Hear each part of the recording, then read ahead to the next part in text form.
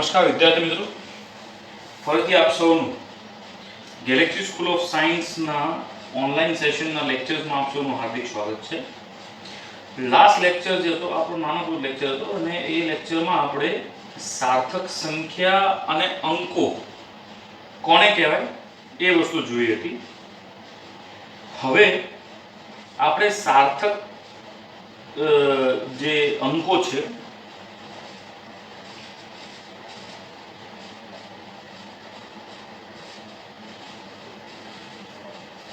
એના દ્વારા આપણે પ્લસ માઇનસ મલ્ટીપ્લિકેશન અને ડિવાઇડ એટલે કે ભાગાકાર કઈ રીતે કરી શકીએ છીએ એના વિશે થોડીક માહિતી આપવાની છે. હવે આ તમને બધી માહિતી આપું તે પહેલા તમારે એક જ વસ્તુ પર થોડુંક ફોકસ કરવાનું છે, એના પર ધ્યાન આપવાનું છે. દાખલા તરીકે માનો કે મારી પાસે કોઈ પણ ત્રણ પ્રકારની રકમ આપેલી છે, R1, R2 અને R3, બરોબર. જેમાં R1 ની કઈ કિંમત છે 5.67 ઓહ્મ્સ. એ માનો કે આ કોઈ પણ એક પ્રકારનું અવરોધ છે. બીજા જે R2 ની કિંમત છે તેની કઈ કિંમત છે 12.345 ઓહ્મ્સ અને ત્રીજું R3 જે આપેલું છે એ 0.7 ઓહ્મ્સ. અને એવું કીધું છે કે આ કઈ શ્રેણીમાં જોડાયેલા છે અને આના અવરોધનું ટોટલ શોધો, એટલે કે R બરાબર R1 plus R2 plus R3. આ રીતે આપણને શોધવાની વાત કરી છે. તો આપણે આ ટોટલ કરીએ કે 5.67 પ્લસ 12.345 પ્લસ 0.7, તો આમનું ટોટલ કંઈક થાય છે 18.715 ઓહ્મ્સ. બરોબર છે.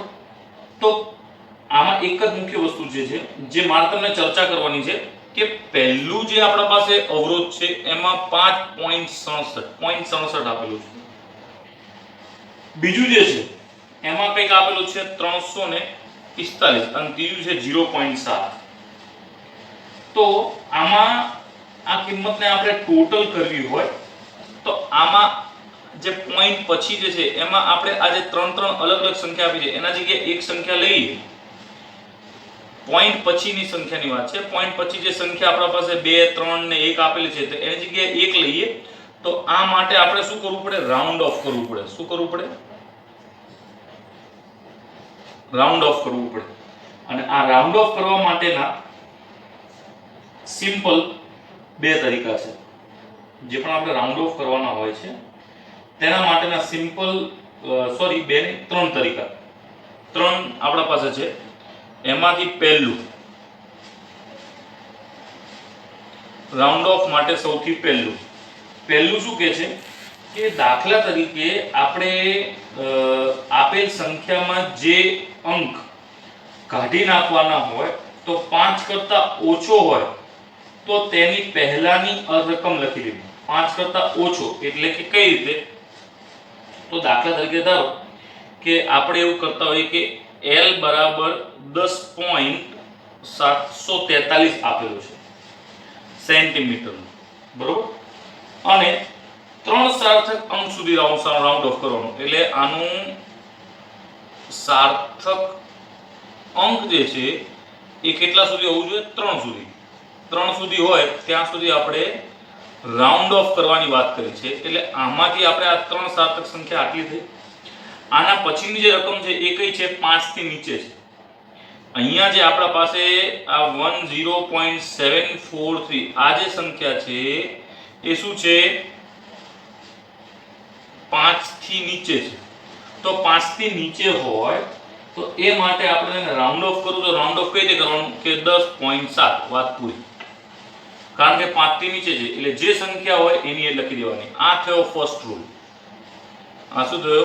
પહેલો નિયમ.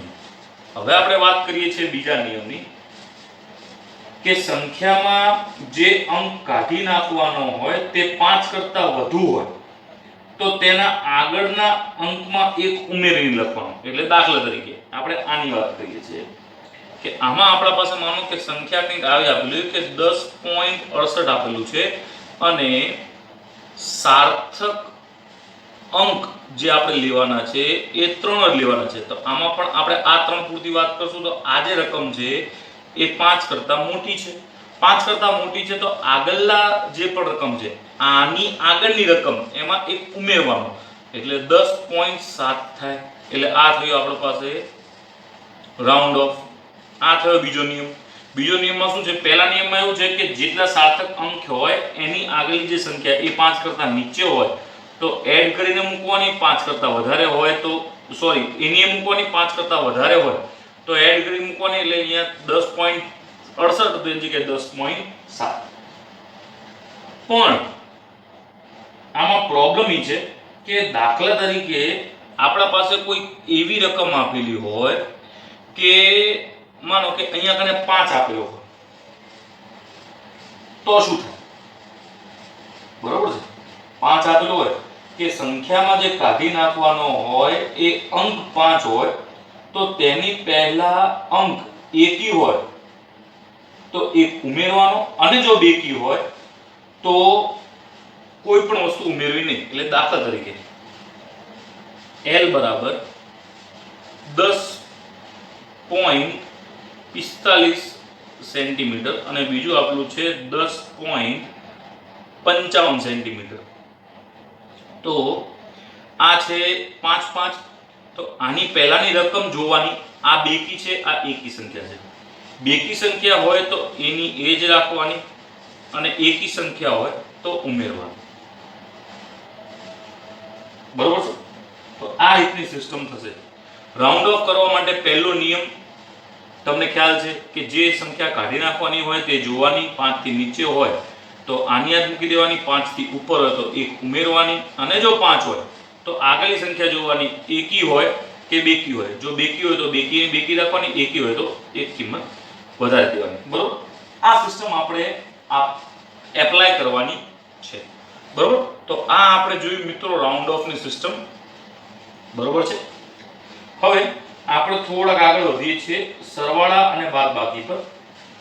તો સૌથી પહેલા આપણે આયા છીએ સરવાળા બાદબાકીમાં. તો સરવાળા બાદબાકીમાં શું છે? તો હું મિત્રો જે તમને કહું છું એ તમે ધ્યાનથી સાંભળજો.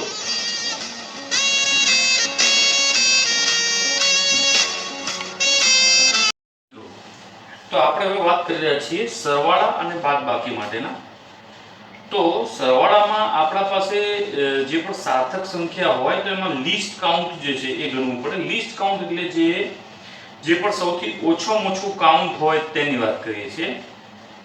તો દાખલા તરીકે તમને મિત્રો જે મુદ્દાઓ કહું છું એ ધ્યાનથી સાંભળજો કે આપેલ સાર્થક સંખ્યાઓ પૂર્ણાંક સંખ્યાઓ હોય તો તેમના સરવાળા બાદબાકી સામાન્ય રીતે સરવાળા બાદબાકી કરવા જોઈએ. એટલે નોર્મલ રીતે સરવાળા બાદબાકી જે કરવાનું કહે છે એ આપણે કરવાનું. અને માનો કે આપેલ સાર્થક સંખ્યામાંથી સંખ્યામાં દશાંશ સ્થાન પછી જેટલા લઘુત્તમ સાર્થક અંકો હોય તેટલા જ સાર્થક અંકો સરવાળા બાદબાકીમાં પરિણામમાં દર્શાવવા. એટલે દાખલા તરીકે જેમ કે આપણે વાત કરીએ છીએ કે આપણે આ ઉદાહરણ લીધું હતું. બરોબર છે? આ ઉદાહરણની અંદર આપણા પાસે R3 ની કિંમત હતી 0.3. બરોબર? શું હતું? 0.3. અને એમાં જવાબ આપણી પાસે આવ્યો તો 18.715. તો આમાં પોઈન્ટ પછી કેટલી સંખ્યા છે? આમાં પોઈન્ટ પછી એક સંખ્યા છે. ઓછામાં ઓછી જે સંખ્યા છે એમાં પોઈન્ટ પછી એક સંખ્યા છે. તો આની અંદર પણ પોઈન્ટ પછી એક જ સંખ્યા લેવાની. એટલે 18.7 આપણા પાસે આ જવાબ રહે. કેમ?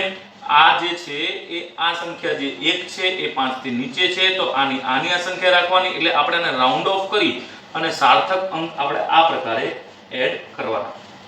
પાછું એક આપણે બીજું ઉદાહરણ લઈએ. એ જે બીજું ઉદાહરણ જે કહેતા હતા આપણે એ પ્રમાણે કદાચ આપણે વાત કરીએ તો દાખલા તરીકે માનો કે કોઈ પણ એક સરવાળો કરવાનું કહીએ. કોઈ પણ સરવાળો લઈએ. દાખલા તરીકે આપણી પાસે કોઈ પણ માનો કે એરિયા આપેલો છે. બે પ્રકારના એરિયા જે છે એને એડ કરવાના છે. એરિયા એટલે કોઈ પણ એક સંખ્યા લઈ લેવી, જેમ કે આટલું અને બીજું છે 5.6. આની એકમોની વાત નથી કરતા, આપણે આને સાર્થક સંખ્યાના આધારે વાત કરવાના છે. આમાં લીસ્ટ કાઉન્ટ જે છે એ આ છે, પોઈન્ટ પછી એક જ કિંમત છે. આનું ટોટલ કરવા જઈએ તો આપણા પાસે થાય છે સમથિંગ આ પ્રમાણે, ધેટ ઇઝ આટલું. તો હવે આ છે 1, 1 ના આગળની આપણે સાર્થક સંખ્યા જે છે એની કિંમત બદલવી તો આપણા પાસે 8.3 આવે. તો આપણો જવાબ જે છે 8.3 થાય. That's all. એટલે આ થયું આપણા પાસે સરવાળા બાદબાકીની વાત. હવે નેક્સ્ટ છે આપણા પાસે ગુણાકાર અને ભાગાકાર માટેની વાત. ગુણાકાર ભાગાકાર માટે અવલોકનમાં દર્શાવેલ સૌથી છેલ્લો સાર્થક અંક અચોક્કસ હોય છે. તો કોઈ સંખ્યા અચોક્કસ સંખ્યા સાથે ગુણાકાર અચોક્કસ હોય, પરંતુ પરિણામમાં ફક્ત ચોક્કસ અંક રાખવામાં આવતો હોય તેવા. આમાં પણ પાછા બે સિસ્ટમ છે. એ બંને સિસ્ટમના આધારે જોવા જઈએ તો દાખલા તરીકે માનો કે કોઈ એક તકતી છે,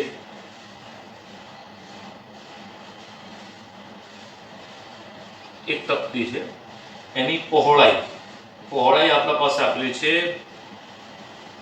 આટલી કંઈક 2.613 સેન્ટીમીટર અને એની લંબાઈ આપેલી છે આ છે પહોળાઈ અને બીજું આપ્યું છે લંબાઈની કઈ કિંમત છે 1.2 સેન્ટીમીટર.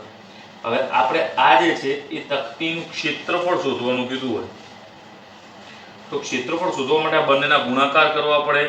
એટલે કે 2.613 ગુણ્યા 1.2 સેન્ટીમીટર. એ આપણે સેન્ટીમીટરના આધારે વાત કરીએ તો આનો કંઈક ગુણાકાર થાય છે 3.1356 સેન્ટીમીટર સ્ક્વેર. આ કિંમત આવી. હવે પરંતુ આપેલ જે સંખ્યા છે એનું લઘુત્તમ સાર્થક અંક ધરાવતી જે સંખ્યા છે એ છે 1.2. બરોબર છે. તો આમાં જે છે લઘુત્તમ સંખ્યા જે છે તો એમાં જે છે એ કઈ થઈ? તો આમાં થઈ 3.1 થાય. તો આનો જવાબ આપણા પાસે આવશે 3.1 સેન્ટીમીટર સ્ક્વેર. કેમ?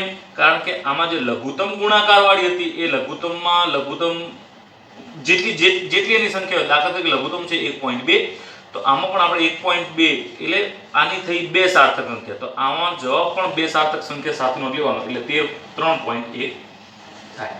હવે એ જ રીતે આપણે વાત કરીએ ભાગાકારની. તો ભાગાકારમાં માનો કે આપણા પાસે આપેલું છે દળની કઈ કિંમત છે 3.523 ગ્રામ અને આપણા પાસે કદ આપેલું છે એ છે 1.47 સેન્ટીમીટર ક્યુબ.